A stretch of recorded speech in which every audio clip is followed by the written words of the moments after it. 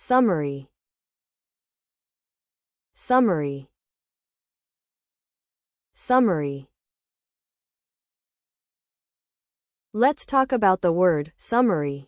So, the part of speech for summary is a noun, which means it's a thing or an idea that we can identify and refer to. In common usage, a summary is a brief statement or description that gives us an overview of something longer, like a text, a meeting, or a movie. For example, you might hear someone say, "I'll give you the summary of what happened at work yesterday," which means they'll quickly tell you about the main points. The special note I want to mention is that summary can also be used as an adjective to mean something brief and concise, like he gave a summary answer to the question. So keep an eye out for that usage. Here are 3 practical example sentences using the word summary.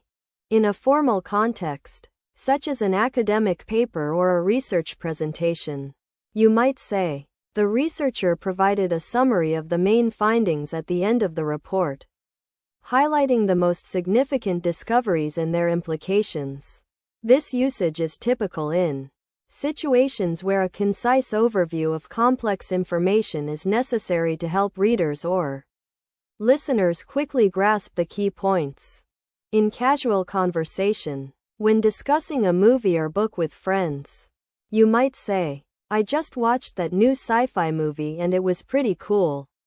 But I'm still trying to wrap my head around the summary. Did they really resolve all those plot threads?"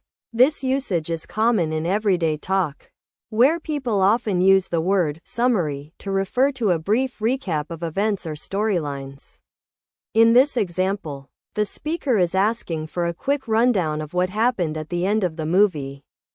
In business or academic contexts, such as when presenting project updates or proposals, you might say, "Can I provide a summary of our team's progress over the past quarter? We made significant strides in meeting our key performance indicators." This usage emphasizes the importance of summarizing essential information to stakeholders, whether it be colleagues, investors, or clients. In this example, the speaker is highlighting the key accomplishments and milestones achieved by their team within a specific time frame. So you're trying to figure out what this thing called summary is. Okay, let me break it down for you. A summary is basically a shorter version of something that's already been said or written, like an article, a book chapter, or even just a conversation. It helps us quickly get the main ideas or points without having to read through everything from start to finish. Think of it like taking a quick snapshot of what's important. Not every detail is included, but you still get the gist of it. Some people might call this kind of thing an abstract, and it can be used in writing, speaking, or even just thinking about complex ideas to give ourselves and others a better understanding. Undertake.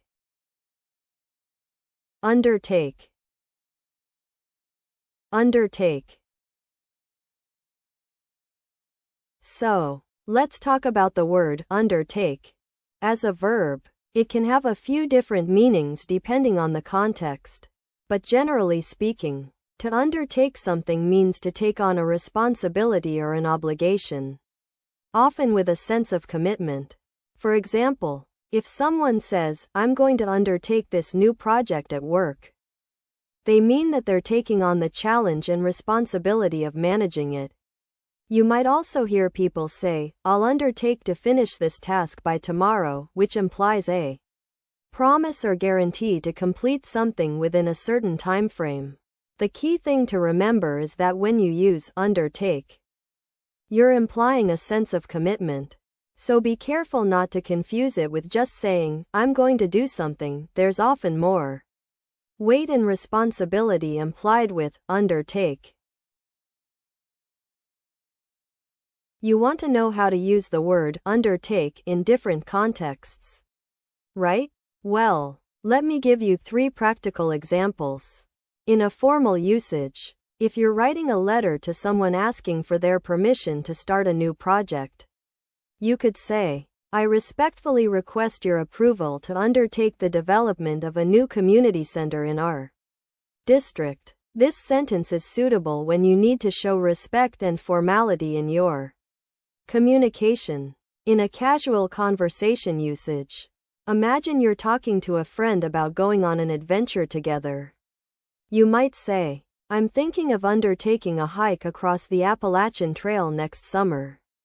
Want to join me? This sentence is perfect for everyday conversations where you want to be relaxed and friendly with the person you're speaking to. Lastly, in a business or academic usage, if you're presenting research findings or submitting a grant proposal, you could say, the team will undertake an extensive review of existing literature on renewable energy sources to inform our recommendations. This sentence is ideal for professional settings where you need to sound technical and authoritative. So you want to know about taking on a task or responsibility. That means when someone decides to start doing something, often because they've been asked to, and they're willing to see it through until it's finished. It can be a big project, like building a house, or a small one, like helping out with household chores. The main characteristic of taking on something is that you're showing up, being committed, and doing your part in making it happen. It's similar to words like commit or pledge. But taking on something means you're actually going to do the work yourself. You might take on a task at work, or with friends, where someone needs help getting something done. When you take on a responsibility, you're saying, yes, I'm in charge of this and I'll see it through to the end. Academy. Academy. Academy. So, let's talk about the word academy. The part of speech is a noun, specifically an institution that provides education, training, or instruction in a particular subject or field. In common usage, you'll often hear people refer to elite sports teams or schools as academies, implying a high level of expertise and rigor. For example, a professional soccer club might be called the Manchester United Academy, indicating a team of young players being groomed for success. Special note: be careful not to confuse academy with academe, which refers specifically to the academic community or world of higher education. That's a distinction we'll save for another day. Here are 3 practical example sentences using the word academy. The renowned Harvard Business Academy was attended by many top executives from leading corporations, where they received cutting-edge training and mentorship in leadership development. This sentence uses a formal tone to convey a sense of prestige and importance, fitting for an academic or business context. In contrast, when discussing her weekend plans, Emma exclaimed, I'm heading to the Trapeze Academy with my friends. We're going to learn some new tricks.